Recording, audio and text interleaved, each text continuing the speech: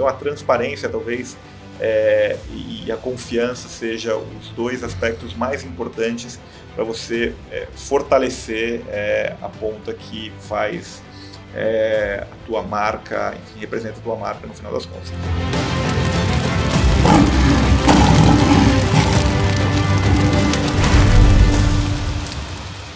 Faculdade do Líder, em sua primeira temporada do podcast Líderes que Inspiram.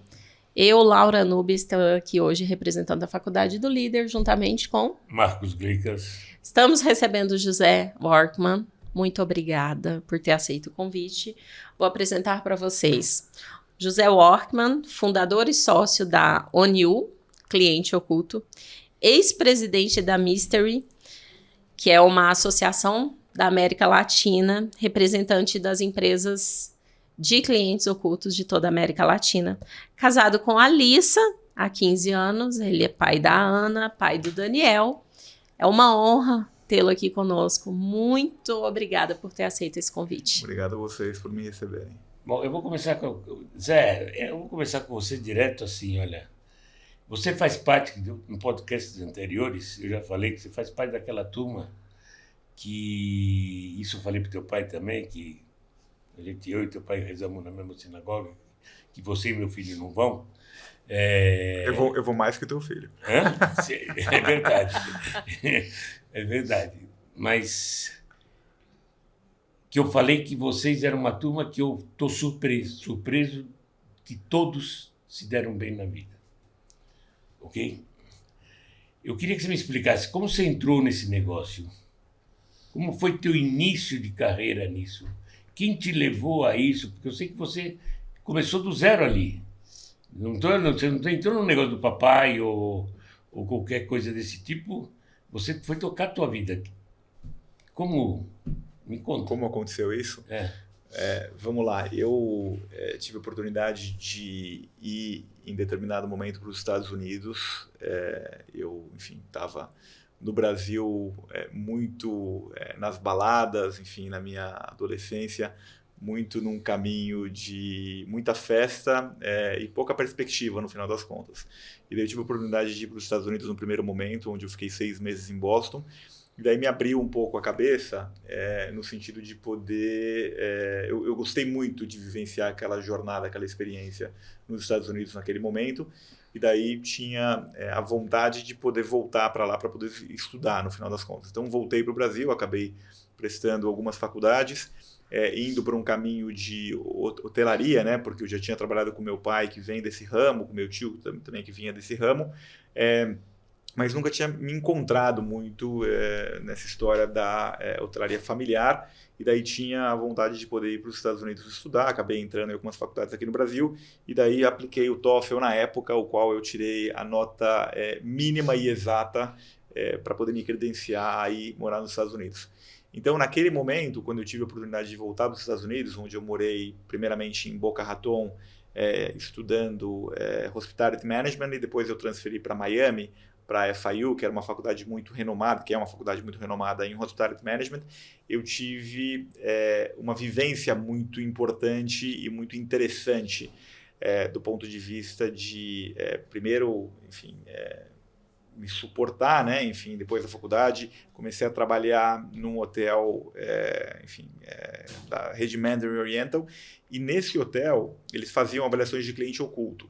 E eu trabalhei na reservas, trabalhava na recepção, era um programa de management trainee, cheguei a trabalhar no concierge, e eles faziam esse tipo de avaliação, e eu sempre me interessei muito, porque eu sempre fui um cara muito detalhista, muito criterioso, chato, entre aspas, assim, e era uma coisa que me interessava muito. Então eu sempre olhava os relatórios, eu sempre queria ser o cara avaliado para poder fazer com que o meu chefe chegasse para mim e falasse assim: putz, José, parabéns, está aqui um final de semana de folga, está aqui $100, enfim, realmente ser valorizado pelo bom trabalho que eu realizava, porque às vezes eu estava num lobby frio de um hotel super luxuoso, fazendo um atendimento excepcional, às 11 horas da noite em inglês, e não necessariamente eu era reconhecido por aquilo. Então o trabalho de cliente oculto fazia com que os hóspedes que se hospedavam lá a mando do hotel para poder avaliar os funcionários traziam em detalhes aí como é que era efetivamente a performance dos funcionários, e no caso eu era um dos colaboradores.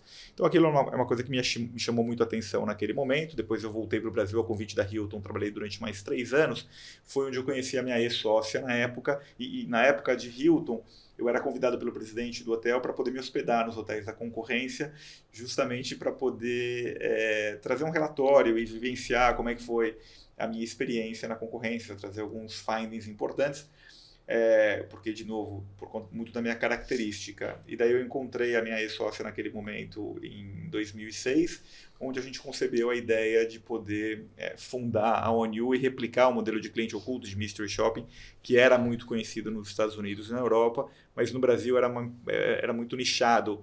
Algumas pequenas empresas trabalhando em alguns segmentos específicos ou grandes empresas de pesquisa de mercado que tinham esse braço de cliente oculto. Então, a gente entendeu que naquela época tinha um mercado importante a ser desenvolvido e foi quando tudo começou no final do dia. E o negócio, ele hoje, ele cresceu muito, não foi? Você começou de pequenininho. Comecei alugando um escritório, na verdade era uma mesa no escritório de uma empresa de academia, num escritório, uma travessa da Rebouças, num lugar, assim, não sei nem como descrever o lugar, eu tinha medo às vezes de sair à noite de lá, por conta, enfim, era um predinho e etc. A gente pagava R$500 de aluguel e era, enfim, 2 cadeiras e 2 computadores naquele momento. Depois de 3 anos eu acabei comprando a parte da minha ex-sócia, ela voltou para os Estados Unidos também, ela tinha uma trajetória internacional voltada para a hospitalidade, eu comprei a parte dela e daí eu acabei tocando o negócio sozinho a partir de 2010, quando minha mulher estava grávida de 8 meses. E hoje, como está? Hoje está bem, hoje a ONU ela é a empresa referência em jornada, ela é líder, a gente se posiciona como líder na jornada do cliente, né? E cada vez mais o cliente oculto, que é uma metodologia, que é a métrica, né, para poder, eu vou explicar um pouquinho melhor como é que funciona o trabalho de cliente oculto, mas o que a gente acaba propondo para as empresas é uma visão estratégica dos seus negócios a partir da ótica do cliente de maneira objetiva e imparcial. Então, a ONU hoje ela é a referência na América Latina, na metodologia de cliente oculto.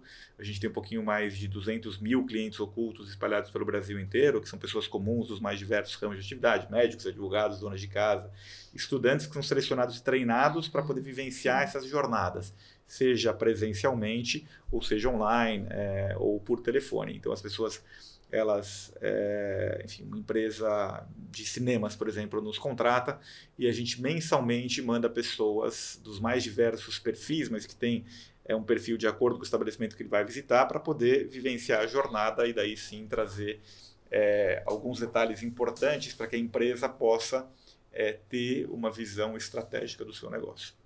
Isso é para melhorar o atendimento ao consumidor. Não só o atendimento é talvez o carro-chefe, né, dentro do que a gente acaba proporcionando como insights. Mas além do atendimento, a gente tem um olhar em cima de vendas. Então tem empresas que nos contratam para poder vender mais. Então, por exemplo, o Burger King, que nos contratou durante uma época para poder ver de que forma que os seus atendentes faziam a venda sugestiva e a venda adicional. Então, caso ele oferecesse uma batata frita grande, ou uma sobremesa, ou um sanduíche do mês, algumas perguntas, quando respondidas como sim, o cliente oculto ele se revelava ao final da avaliação, e daí dava uma premiação instantânea, que era R$50, R$100, você tirava uma foto, e daí você acabava trazendo um reconhecimento importante para aquele colaborador, e fazia com que eles sempre colocassem isso dentro do discurso deles, porque eles não sabiam quando que um cliente oculto poderia aparecer. Então você tem uma ótica de vendas em cima do trabalho que a gente realiza também. Entendi. Então esse é um trabalho, talvez eu trouxe o caso do Burger King porque ele é mais tangível, mas atualmente a gente atende várias empresas dentro da mesma mecânica de dar uma premiação instantânea, indústrias farmacêuticas, empresas de fast food e alguns outros segmentos os quais a gente trabalha sob essa ótica de vendas. E daí ainda existe um terceiro caminho que a gente acaba trazendo informações importantes, que é sobre a ótica de compliance. Então, você tem sobrenome, as empresas elas têm uma série de normas e procedimentos que são estabelecidas para o negócio, e a gente vai lá e vai testar para poder entender se de fato as coisas elas estão acontecendo ou não. É como se uma empresa de consórcio nos contrata para poder entender se eles estão prometendo, se os seus terceiros estão prometendo contemplação do consórcio, que é um passivo muito grande para a empresa. Então a gente passa por esse processo, a gente grava todas as interações e a gente acaba trazendo esses indicadores importantes para os caras entenderem se eles estão agindo da maneira correta ou não. E isso também, a metodologia de cliente oculto, ela nunca pode entrar como caça às bruxas, porém ela fica de maneira intrínseca no entendimento dos funcionários que esse tipo de trabalho é realizado. Porque na verdade eu acho que ele existe ou para você garantir que seja feito o que precisa ser feito, e para evitar que seja, para eliminar aqueles comportamentos que são inadequados, as atitudes ou as ferramentas, identificar. Então é para fazer e para deixar de fazer. E mais do que isso, é para valorizar, porque às vezes as pessoas, elas como você falou de você está fazendo o seu trabalho. Eu queria ser valorizado. Então, é muito importante você, a partir dessa ótica, e na medida que você coloca o cliente oculto, hoje a métrica mais conhecida sobre a experiência do cliente é o NPS. E hoje a grande maioria das empresas usa o NPS como uma métrica. E o cliente oculto, ele acaba impulsionando para cima o NPS, então são duas métricas que vão em paralelo. Então, a empresa ela não deveria contratar só o trabalho de cliente oculto e não só o trabalho de NPS. Porque são métricas que andam correlatas no final das contas. Então, na medida que eu consigo fazer um trabalho de maneira muito mais aprofundada, que é o trabalho de cliente oculto, e trazer essas informações de maneira perene para os gestores entenderem exatamente o que está acontecendo, para o bem e para o mal, você consegue agir em cima das informações e faz com que, na medida que você tem um volume grande de informações, que é o NPS, é o CSAT ou algumas outras métricas, você vai melhorando a experiência do cliente nesse sentido. José, qual que é o seu maior desafio enquanto líder hoje na sua empresa? Eu acho que o maior desafio do empreendedor, que não necessariamente é um executivo, é profissionalizar a empresa. Então, a gente tem passado por isso ao longo dos últimos anos e trazido profissionais bastante importantes de mercado, que trabalharam em multinacionais, e existe um aprendizado do empreendedor com esses profissionais e vice-versa, no final das contas. Então, o empreendedor, à medida que tem o seu negócio e que as coisas elas sempre funcionaram bem, nunca fáceis, mas bem, no final das contas, no nosso caso. Você tem uma receita do bolo, só que a receita do bolo, para te levar em determinado tamanho, é uma. Na medida que você cresce, que você fica mais robusto, a complexidade começa a aumentar muito, você precisa de cada vez mais ajuda externa ou interna, que é o caso de você profissionalizar a empresa. Então, talvez o maior desafio atual é esse processo de profissionalização, porque existem alguns choques de gestão mesmo muito importantes nesse sentido. E assim, com toda essa bagagem que você construiu, essa expertise, né, acompanhando principalmente a prestação de serviço, né, qual que é o desafio com o cliente? É interessante, né? Porque no final do dia, como grande parte do nosso negócio é trazer informações para que o cliente aumente a qualidade de serviço dele, eu sempre falo para o time que se a gente não tiver uma prestação de serviço excepcional, a gente fecha a porta para fazer alguma outra coisa que não faz sentido a gente estar no ramo que a gente está e receber reclamação ou qualquer tipo de desconforto com o cliente. Mas o cliente, ele é muito... existem vários tipos de clientes, então clientes difíceis, clientes fáceis, clientes parceiros, clientes menos parceiros. Então, o desafio é poder realmente entender o perfil de cada um dos interlocutores, no final das contas, se posicionar quando precisa se posicionar, porque é muito complexo, principalmente numa prestação de serviço, você fazer tudo o que você precisa fazer, ou tudo que o cliente quer que você faça. Muitas vezes o cliente não tendo o entendimento completo, ou não tendo algumas outras visões. Então, talvez o que seja mais complexo, mas que é fundamental, é o posicionamento que às vezes é contrário com o que o cliente quer muitas vezes.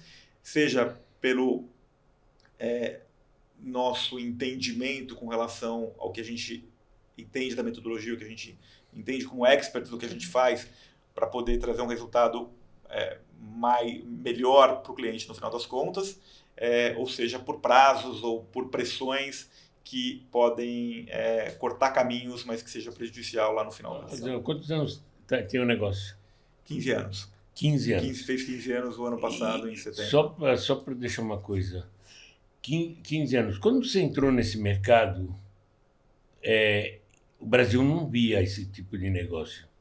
Não, pode ser que nos Estados Unidos sim, mas o Brasil não via, certo? Não, no Brasil nós não somos a primeira empresa de cliente oculto no Brasil, mas naquele momento, quando a gente fundou a empresa, eram empresas muito pequenas e nichadas, e o que a gente conseguiu fazer naquele momento foi dar visibilidade para a metodologia de cliente oculto no Brasil. Então, depois de 3, 4 anos, até em virtude de uma experiência que eu tinha regressa em marketing, né, em relacionamento com assessoria de imprensa, etc., a gente acabou indo para um caminho de posicionar a metodologia e fazer com que a ONU fosse sinônimo de cliente oculto. Então, a gente até foi tentado aí para outros caminhos de treinamento, de recrutamento, de outros tipos de pesquisa, mas a gente sempre foi muito focado dentro do que a gente precisava fazer para poder se posicionar como uma empresa referência. Então, a gente eu acho que isso vem porque o Brasil de 15 anos atrás e o Brasil de hoje é uma diferença muito grande. Muito. Na parte realmente de seriedade nos business, no negócio, a parte de corrupção também, que vocês devem passar por esse tipo de coisa, e isso traz uma imagem boa, um crescimento de honestidade, de procurar o caminho certo.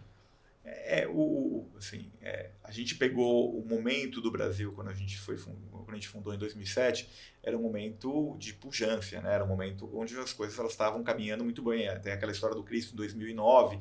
Então, a gente pegou um momento Brasil muito interessante. Mas porque a gente fazia era um mercado muito amador, muito... eu lembrava assim, eu ficava telefonando, quando a gente começou para hotelaria e restaurantes, eu telefonava para todos os donos de restaurante de São Paulo, explicando o que era o trabalho de cliente oculto. E daí eu tinha técnicas, eu ia visitar o estabelecimento, e daí eu pegava nome de 1 ou 2 funcionários, e daí falava assim, olha, eu tive no teu estabelecimento, eu preciso te falar o que aconteceu, deixando alguma coisa no ar. Então o cara me recebia, porque ele queria entender o que se tratava. Eu falei, by the way, tem um negócio que pode te interessar. Então, era um mercado que ainda hoje amadureceu muito, esse mercado de CX, né? Customer Experience, Customer Centricity, como se fala, mas era um mercado muito pouco explorado naquele momento e que foi evoluindo, assim como no mundo ao longo dos últimos anos, mas que ainda tem um longo caminho a percorrer. Muito legal, muito legal. Porque eu sou do ramo de marketing, né? Eu trabalho há muito tempo com marketing, comecei com offline e hoje no online. E eu nunca tinha ouvido falar disso, e eu vejo esse crescimento em você, vejo muito legal. Muito bom.